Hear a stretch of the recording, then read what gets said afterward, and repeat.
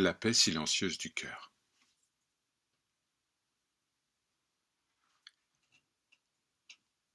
Avant que le monde ne surgisse autour de celui qui croit l'observer, avant que l'attention ne saisisse les formes et les noms, il y a le silence. Un silence vivant, sans contour, sans limite, plus intime à nous-mêmes que notre propre souffle.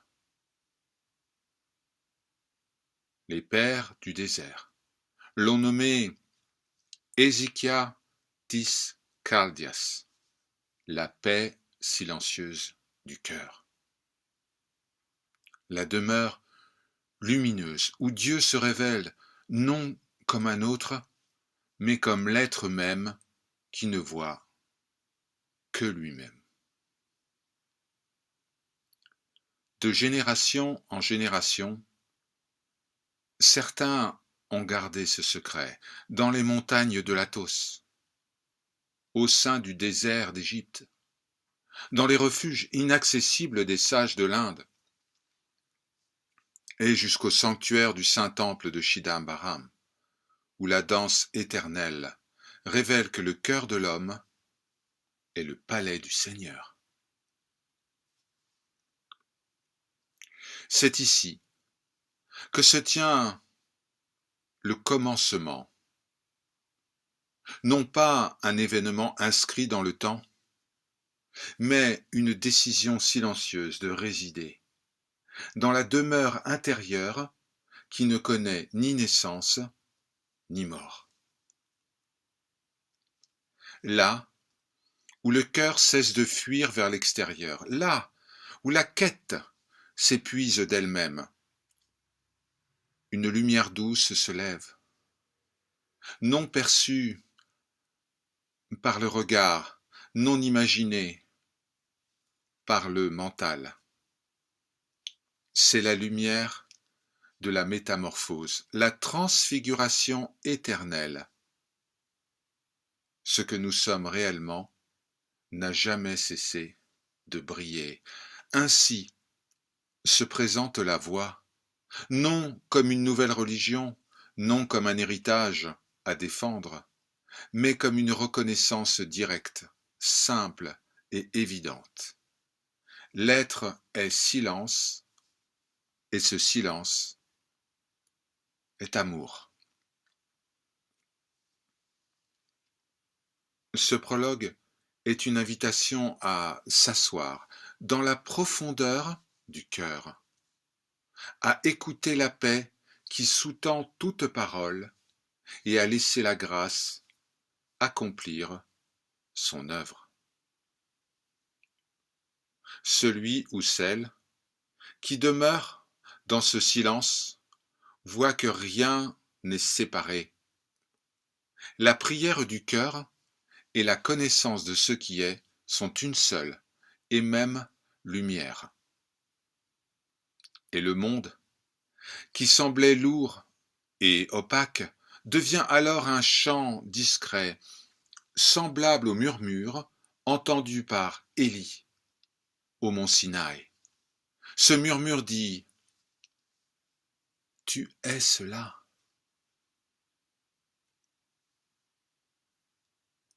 Le retour à la source silencieuse.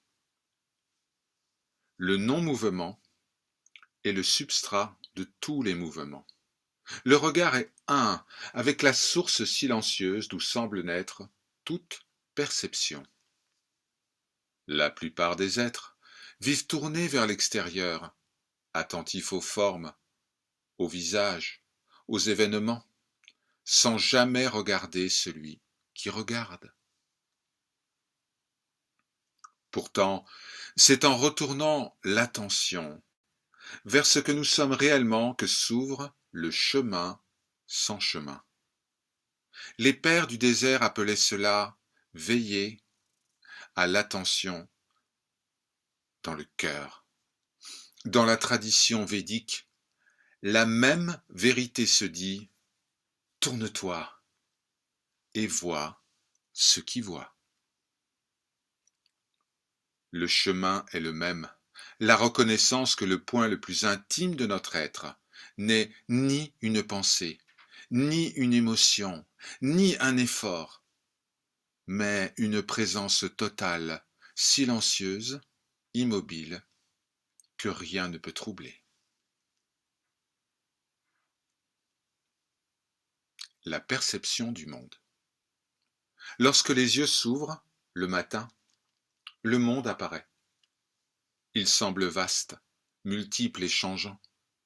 Mais si l'on regarde attentivement, chaque perception surgit depuis le même espace de conscience, comme des vagues naissant à la surface d'une mer immobile. Le monde n'a pas d'existence indépendante. Il n'est que l'apparition momentanée de noms et de formes dansant dans la lumière de la présence. Le sage dit, « Ce que tu vois est un reflet de ce qui voit. Un, il apparaît multiple. » Les rishis, les sages védiques, parlent de Chit, la conscience pure, tandis que les pères du désert parlent du Nous, l'œil du cœur, qui voit que tous les êtres sont en Dieu et que Dieu se manifeste sous la forme de tous les êtres. Deux langages, une seule vérité. Le mouvement intérieur de retour. Le retour à la source n'est pas un déplacement, ce n'est pas aller quelque part, c'est une conversion du regard, un mouvement subtil par lequel le cœur cesse de courir vers les objets et se tourne vers celui qui regarde. À cet instant, l'extérieur perd son pouvoir d'envoûtement. Le cœur devient comme un lac de montagne où les reflets cessent d'être confondus avec la surface de l'eau. Les pères du désert nommaient cette étape le souvenir de Dieu. Un souvenir qui n'est pas mémoire, mais conscience permanente de la présence vivante. En Inde, on dirait demeure, comme le témoin, Sakshi.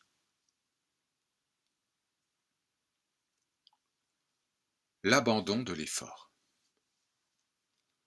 L'entrée véritable dans la paix du cœur ne dépend pas d'une technique plus subtile, mais de l'abandon des efforts eux-mêmes. Car l'effort appartient au mental et le mental ne peut saisir l'infini de son origine. Oui, dans le silence du cœur, la grâce est tout. Ce n'est pas l'homme qui atteint Dieu, mais Dieu qui se reconnaît lui-même en l'homme. Oui, le Créateur s'est fait créature et tous deux transcendent toute idée de création. La simplicité retrouvée.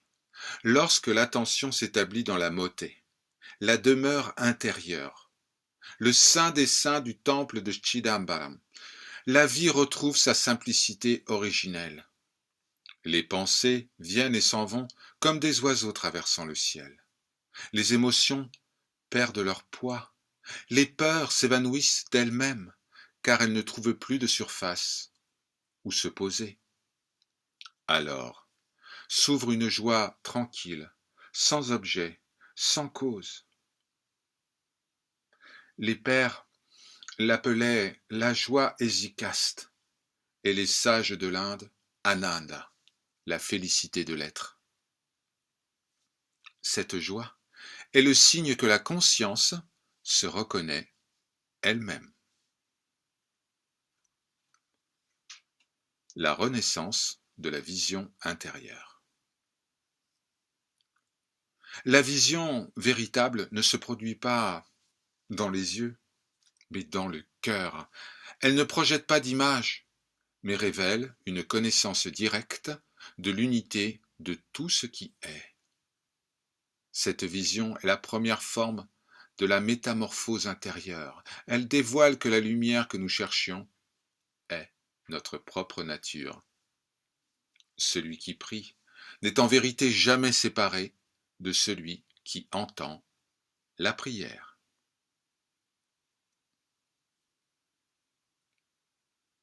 Plonger en soi. Le retour à la source silencieuse ouvre une porte étroite. Cette porte ne se révèle qu'à celui qui accepte de plonger en lui-même. Il ne s'agit pas d'explorer une profondeur psychologique, mais de se dissoudre dans un point sans dimension, où le cœur n'est plus simplement le siège des émotions, mais le sanctuaire vivant de la présence. Les pères l'appelaient la descente dans le cœur. Ici commence le travail véritable. Non un effort pour atteindre quelque chose, mais un dépouillement, une dépossession, un laisser-être plus intime que la respiration.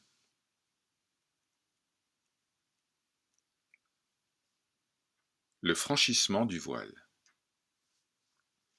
Tant que l'attention demeure à la surface, le monde domine. Les pensées surgissent comme des vagues insistantes, les émotions prennent autorité et la personne semble réelle. Mais lorsque l'on s'arrête, lorsque l'on consent au silence, le voile commence à s'amincir. La voix s'offre à l'écoute, l'écoute de ce qui précède toute parole, de ce qui n'a pas encore pris forme, cette aube intérieure. Le cœur, dont parlent les mystiques, n'est pas le centre psychologique de la personne, c'est la demeure de l'être, le sanctuaire de ce qui n'est jamais né. Quand l'attention s'y établit ne serait-ce qu'un instant, l'extérieur perd son urgence, les histoires se dissolvent, la tension intérieure s'efface. Alors apparaît une douce certitude. Le cosmos réside tout entier dans le cœur. Lorsque le voile se soulève, une lumière subtile apparaît. Elle n'est pas vue par les yeux ni imaginée par le mental. Elle n'éclaire pas les objets, elle éclaire celui qui est lumière. Les pères l'auraient appelée la lumière du silence. En Advaita, on parle de Jyoti, la lumière sans second. Cette lumière n'est pas le fruit d'une pratique, mais la conséquence naturelle de la cessation de la dispersion. Le chemin sans chemin est simple et pourtant ardu. Car lorsque le regard se tourne vers la source, toutes les forces de dispersion se réveillent. Les pensées se multiplient, les désirs s'animent, les peurs anciennes remontent, le mental se rebelle. Ce sont les pensées-mouvements, les tendances subtiles qui semblent voiler ce qui est. En Inde, on les appelle vasanas. Le combat n'est pas contre elles, car ce sont des phénomènes impermanents et en vérité irréels. Le sage ne voit que le ciel, et non les nuages qui semblent le traverser. Sache ceci, lorsque le tumulte se calme, non par victoire mais par désintérêt, le silence apparaît. Il n'est pas absence, il est rappel qu'il n'y a que la présence. Le véritable silence n'est pas le contraire du bruit. Il est la nature même de l'être, vivant, vibrant, plus réel que le corps et plus vaste que le monde. Dans ce silence, tout est reconnu comme émanation du divin, et celui qui le goûte un instant connaît l'origine de toute chose.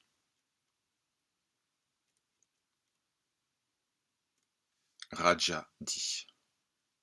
Vois ce qui danse, en silence, aime ce qui est.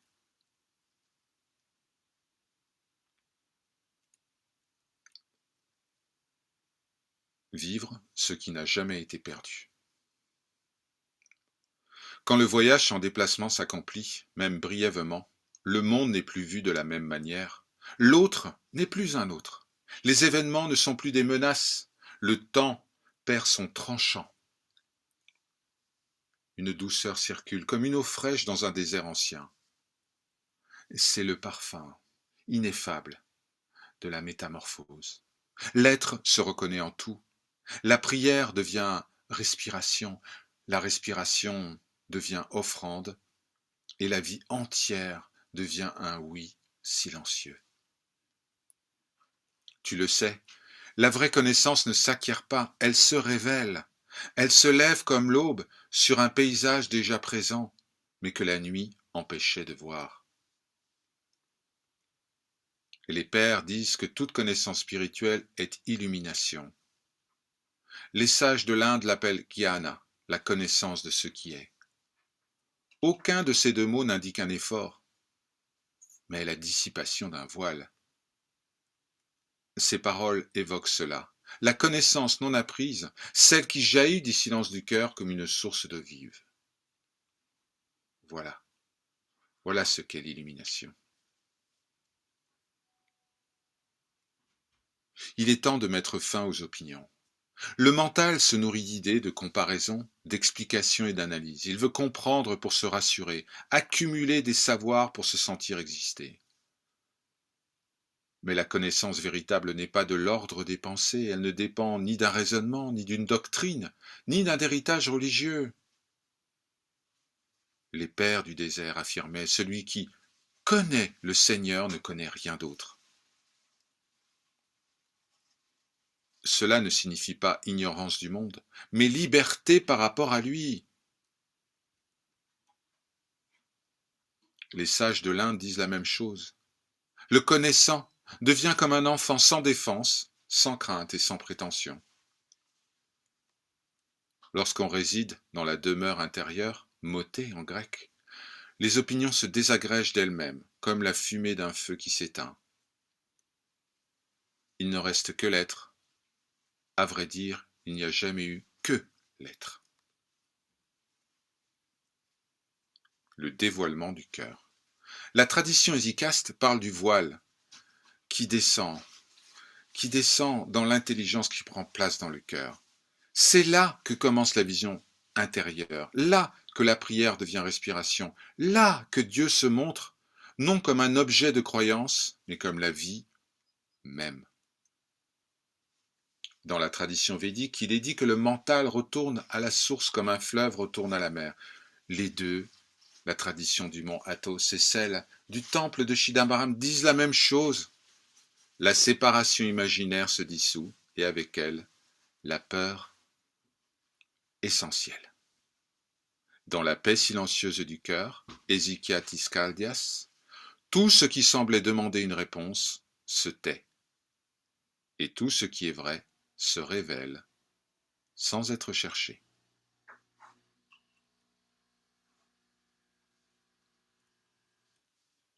Le feu qui ne brûle pas, ou le buisson ardent. Il existe un feu intérieur appelé purification, mais ce feu ne détruit rien, il consume seulement l'irréel. Les attachements tombent, les projections s'effacent, les vieilles images de soi-même s'évaporent comme la rosée au soleil. En Advaita, ce feu est appelé viveka, discernement, la faculté spontanée de reconnaître ce qui appartient au rêve et ce qui appartient à l'être. Ce discernement n'est plus un choix, mais un éclaircissement naturel lorsque le cœur n'est plus troublé par le tumulte des pensées.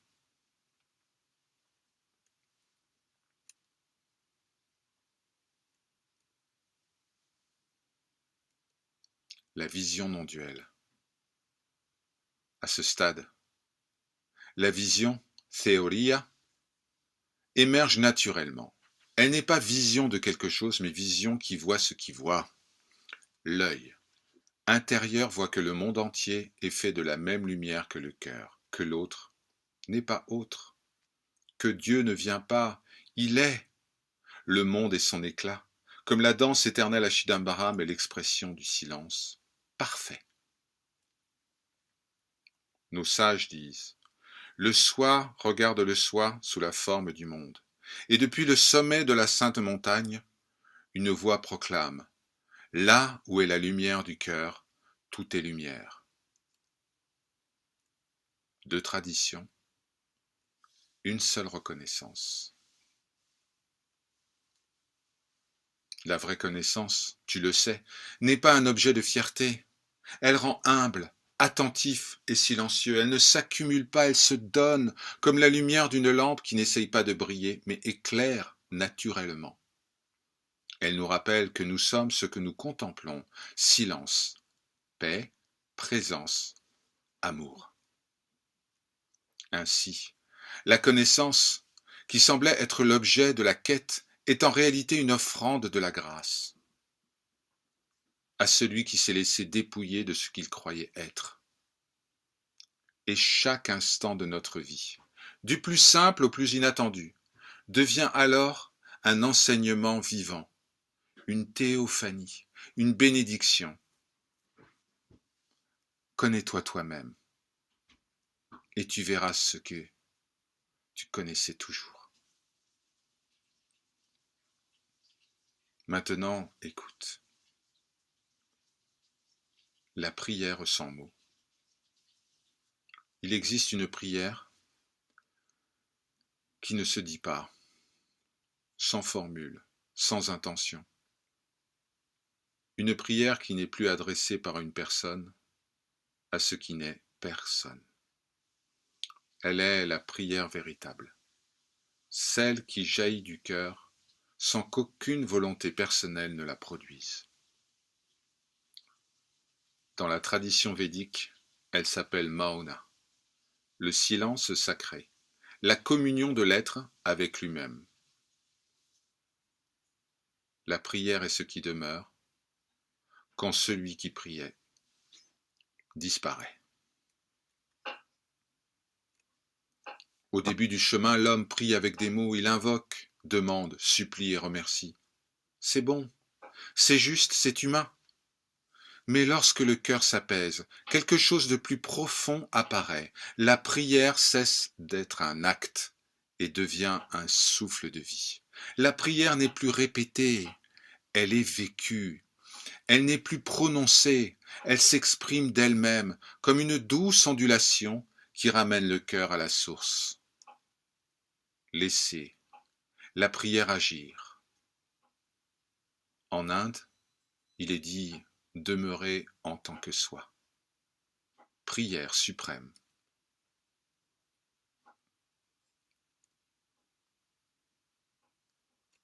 Le non devient lumière. À un moment donné, le non, quel qu'il soit, cesse d'être parole humaine. Il est vu comme une lumière. Le nom de Jésus sur les lèvres des moines de la Sainte Montagne est comme un feu intérieur, non pas sentimental, émotionnel, mais ontologique. Le nom n'est plus répété par un individu, mais résonne dans le sanctuaire du cœur comme une vibration sans auteur. Le même mystère apparaît dans la tradition du mantra. À un certain seuil, ce n'est plus le disciple qui répète le nom du Seigneur, mais c'est le nom du Seigneur qui se souvient du disciple jusqu'à le dissoudre en lui. Alors surgit une évidence nue. Le nom n'était qu'un pont pour revenir à celui qui n'a pas de nom et qui a tant de noms.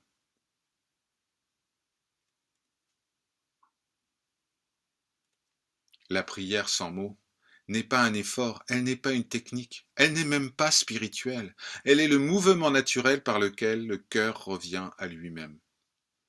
Ce mouvement est imperceptible, comme un souffle qui ne vient de nulle part. En Advaita, on l'appelle le retournement du regard, spontané, non voulu, non fabriqué. La prière véritable n'est donc pas une action, c'est une reconnaissance. Le cœur reconnaît Dieu comme sa propre substance. Le soi reconnaît le soi, sous toutes les formes.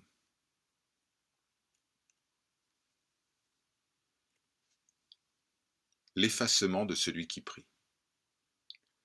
Il y a dans la prière silencieuse un moment de bascule, un moment où tout ce qui était cherché est vu comme déjà donné. Un moment où celui qui priait se dissout dans la présence. La prière continue, mais il n'y a plus personne qui prie. Il y a don, mais pas de donateur. Le cœur devient comme une vaste mer tranquille, où la moindre pensée qui se lève retombe d'elle-même dans la paix et le silence. C'est ce qui est appelé le repos hésicaste, ce que les sages de l'Inde décrivent comme nirvikalpa, l'absence de division intérieure. Lorsque la prière silencieuse est établie, elle est lumière du monde, non pas dans le sens religieux, mais dans un sens ontologique. C'est l'être lui-même qui rayonne. Les gestes les plus simples deviennent transparents. Les relations s'adoucissent. Le monde perd son caractère hostile. La dualité se dénoue comme un nœud trop longtemps serré. En ces instants, quelque chose d'invisible s'offre à travers chacun de nos actes. La paix essentielle qui constitue l'essence de l'être. Une voix dit : l'homme devenu prière sanctifie le monde sans parler.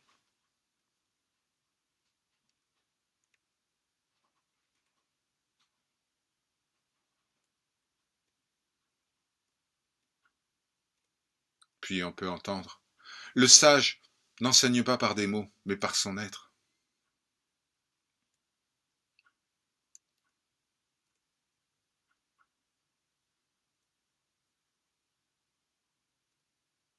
Lorsque l'union silencieuse devient stable, quelque chose d'inattendu se produit. L'être n'est plus vécu comme intérieur, ni le monde comme extérieur.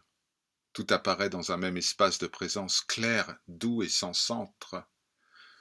Cette présence n'est pas un état. Elle ne dépend ni de la méditation, ni du recueillement, ni de la qualité émotionnelle du moment. Elle est là, parfaitement, dans le bruit d'une rue, dans la fatigue d'un soir, dans la conversation la plus ordinaire. Le sage dit : là où tu te tiens, Dieu se tient aussi. Il ne vient pas, il ne part pas. La présence est ce qui demeure quand tout le reste change. Le corps est un habit de lumière lorsque la présence est vécue. Le corps cesse d'être une limite. Il devient passage, instrument, vaisseau translucide. Les sensations continuent, mais elles n'emprisonnent plus. Les tensions apparaissent, mais elles ne définissent plus. Les émotions montent, mais elles ne détournent plus le regard. Le corps est temple, temple de l'esprit. La tradition védique parle du corps comme un instrument du dharma, un instrument de vérité. Le corps n'est plus et n'a jamais été un lieu de captivité, mais le lieu du témoignage.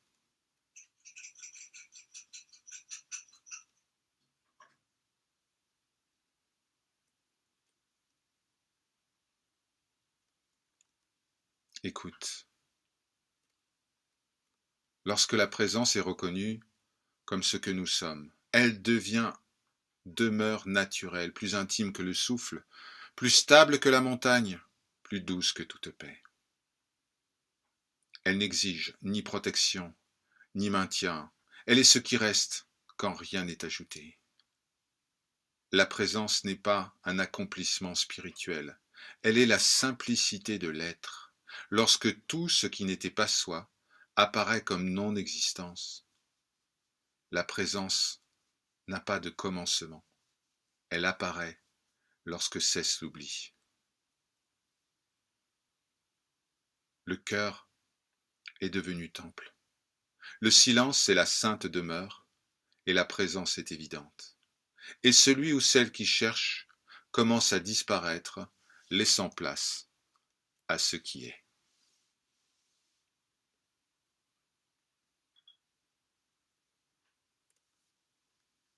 Hariom.